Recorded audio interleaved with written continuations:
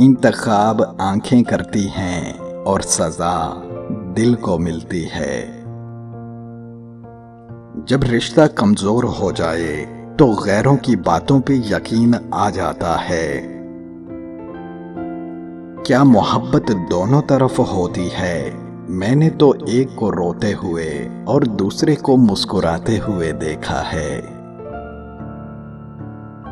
اپنی بہت بے قدری کروائیں اور جب بات عزت پر آ پہنچے تو اسے چھوڑ دیں، کیونکہ محبت سے زیادہ انسان کو اپنی عزت پیاری ہونی چاہیے۔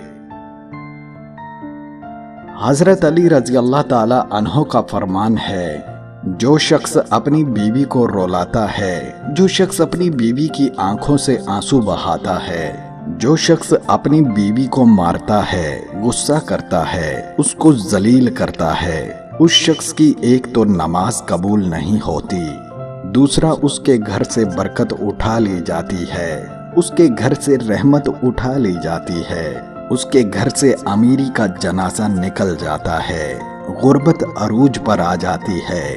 اگر تم چاہتے ہو تمہارے گھر میں برکت آئے، تمہارے مال جان میں برکت ہو، تمہارے مال میں فراوانی ہو، خوشحالی تمہارے قدم چومے، تو خدارا اپنی بیوی سے اچھا سلوک کرو، اسے نہ مارا کرو۔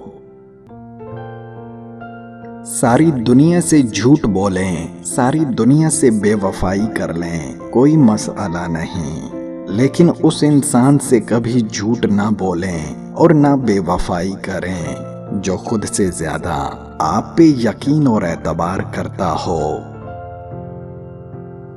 ہمیشہ یاد رکھیے، مزدوری کا اجر اور مزدوری کی مقدار بالکل مختلف چیزیں ہیں۔